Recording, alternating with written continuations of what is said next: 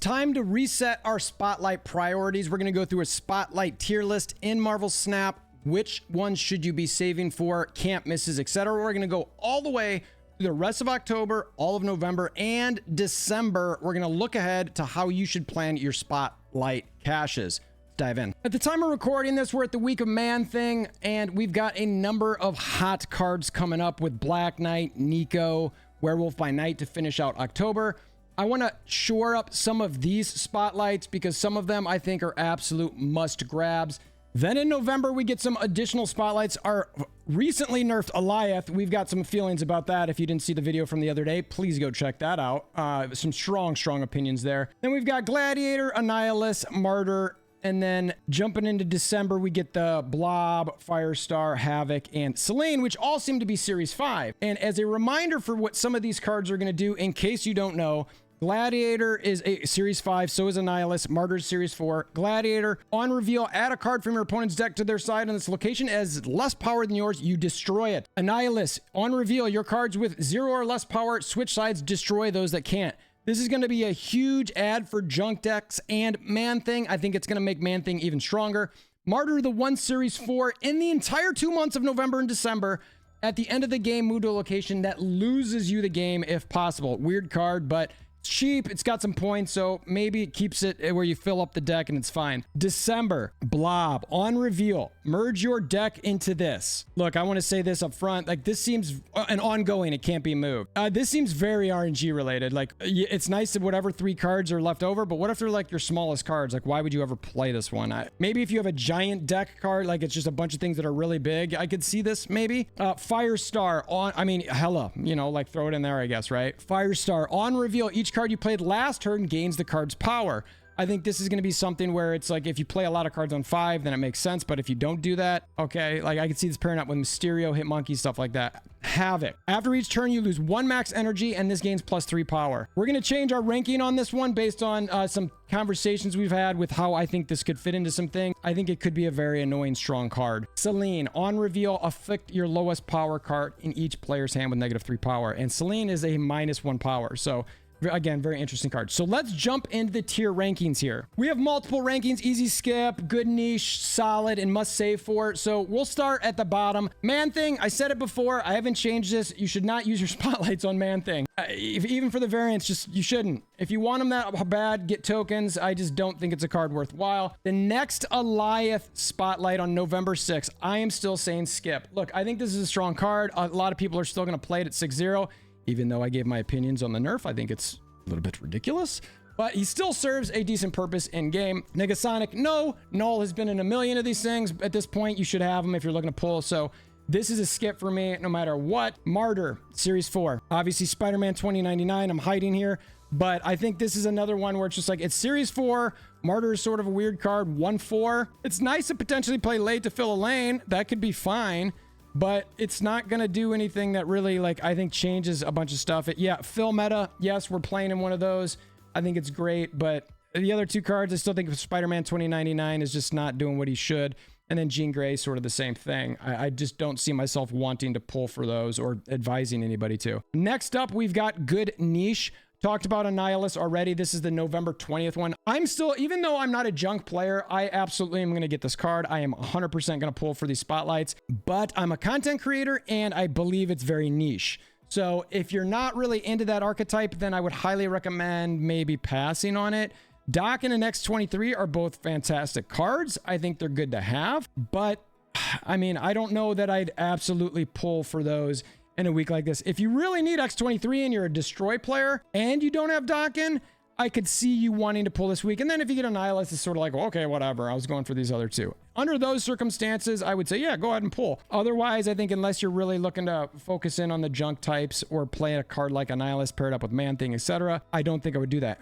This is going to pair up with Selene pretty well as well. Also within good niche, we've got the Blob deck. And a lot of the December ones we're going to look at here. And we're going to talk about these a little bit. So I mentioned this earlier, Blob. He's paired up with Stegron and Jeff. First off, Jeff is not good niche. Jeff is awesome everywhere all the time. Okay, so if you need Jeff, you should have been pulling in different weeks. I don't think this is the best week for Jeff because Stegron is weak. I do not like Stegron. I know a lot of people do. I just don't think it's a good card. I think it needs some improvement. Blob, again, don't know if he's really going to do anything that's going to shake up where you have to have him and you have to spend spotlights on him. He's an interesting card.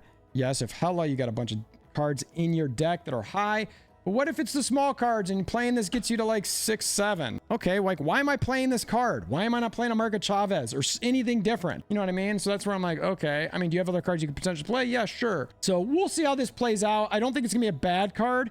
I think you've got to find good decks to put it within to make sense. And if you think that's something you absolutely need, okay, sure, I get it. All right, Firestar. She comes with Man-Thing and Ravana. I still think Ravana needs a rework. I'm telling, like, 2 cost at a maximum, I think, and you can lower the power as well.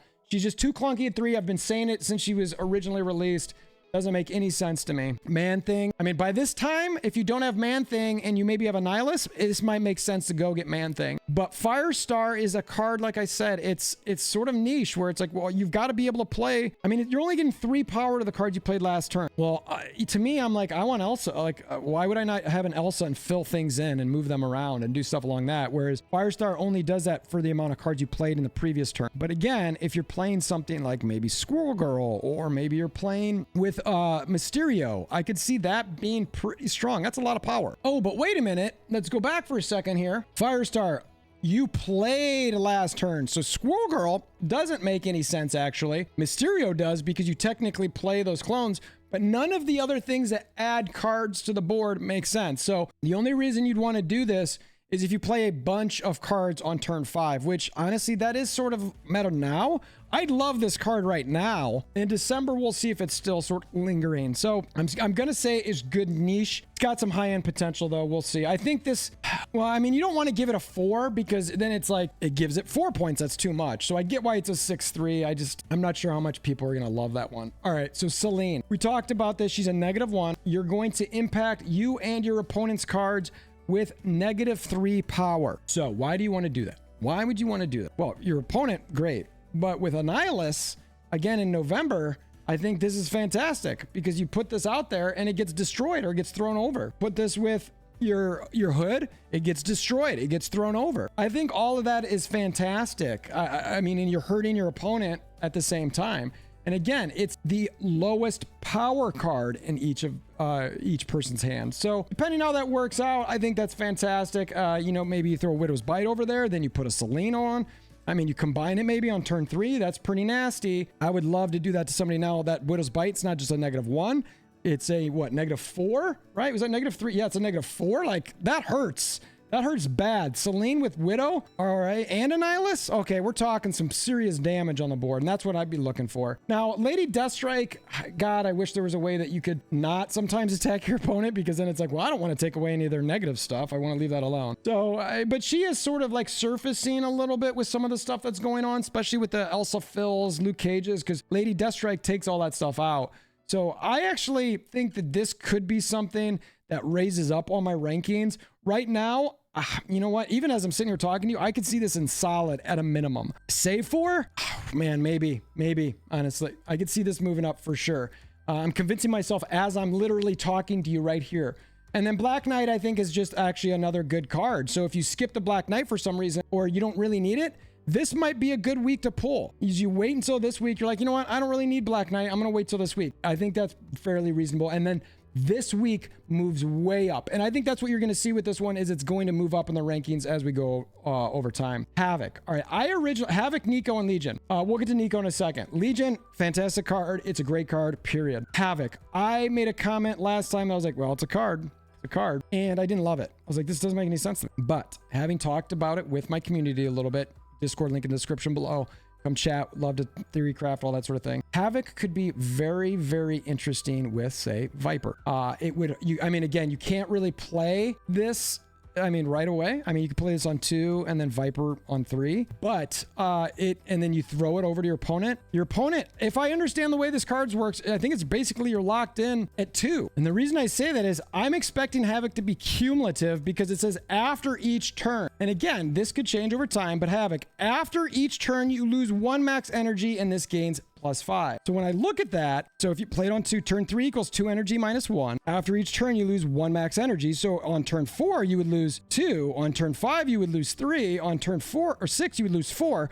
It's building up it's decreasing your max energy by 1 after each turn. So it's building up, which basically means it locks you in at 2 energy. So if you can throw this over to your opponent and get them, I mean, maybe it locks them in at 3 or whatever, depending on when you're giving it over there, but that's pretty nasty. That can be super, super nasty. And that's, again, that's how it reads.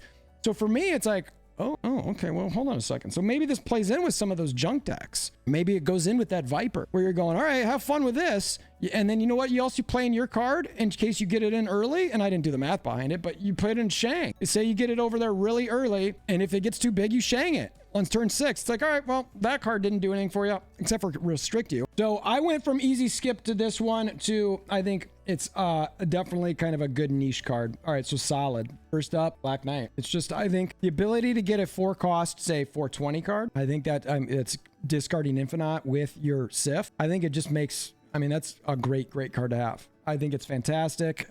You know, even at 4 cost, pretty good. Now, technically, is that niche because it's discard? Yeah, but given the fact that you're getting a 420 or something along those lines, I had to put it in solid. That is just an insanely strong combination. So I have it in your solid category. It's with MODOK and Stature yet again. I can't believe these are paired. This is at least the second time these guys are paired together themselves. I think that they both play into that discard meta. It makes sense to me. And I think that Black Knight is a card that probably going to have regardless. And that's all I've got in solid. So let's go up to save 4. First up, Nico. You look, Phoenix, Kitty. Kitty's a great card.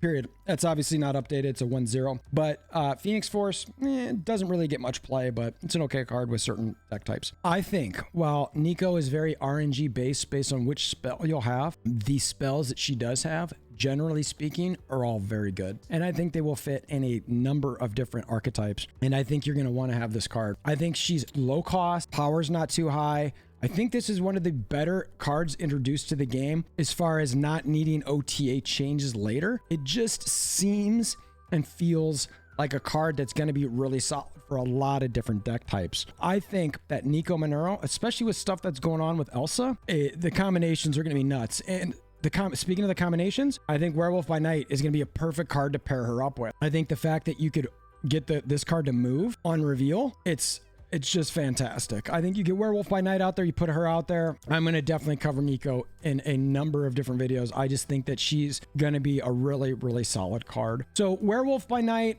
Silk, Ghost Spider. Look, on reveal with Ghost Spider, you know, it's like that doesn't really help Werewolf by Night because it's already pulling Werewolf by Night. But maybe Ghost Spider pulls a different card and then Werewolf by Night moves that spot. You want lanes open with Werewolf by Night. Silk bouncing around too. Craven. I could see a lot of fun stuff happening here, and you are seeing a lot of that in the meta at the moment, or at least a lot of top tier decks. So I very much like Werewolf by Night. He's an easy card to move around. I think he's going to do some solid things. And then last but not least is the Gladiator. At first, I didn't love this card, but again, after thinking about it, talking about it, I think if you pair this up with Shang-Chi, which you're going to definitely have to do, so that way it's guaranteed to destroy whatever comes on, and if it doesn't, you Shang it. I mean, that's basically like a 1 lane. I mean, because 3/7 is a really strong card as far as cost to power ratio. Having Shang to be able to destroy whatever might get pulled out, I think it's good. Mirage, fantastic card. Loki, still a really good card. I understand Mobius hit it, but it's still a really good card. When people forget about Mobius, I guarantee Loki's going to be coming back out. I guarantee it. Because the only reason he's sort of like come down a bit is because everyone started playing Mobius, and so the benefits weren't necessarily there as much. So this is what we got. The easy skip, good niche, solid, and save 4. Again, I think that I feel pretty good about the easy skips. The good niches, I'd maybe see...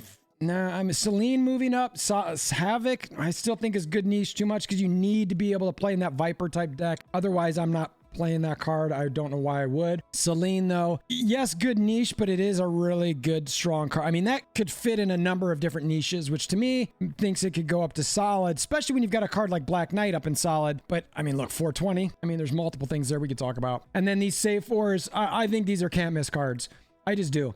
Gladiator, Werewolf by Night, Nico. I think they're all going to be fantastic. And they have good cards coming with them in their packages. Even with Werewolf by Night, yes, the only really good one is Silk.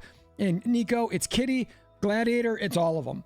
So I like what these spotlights are looking, and we didn't even cover the variants in this. I tend to look at just the abilities of these. If you're a variant lover, we want them all, right? We want to get every single one almost more often than not. So look, I appreciate you making it this far in the video. We're pushing for 5,000 subscribers in this birthday month. If you want to try to help with that, very much appreciate it. And until next time, we hope you have a wonderful day.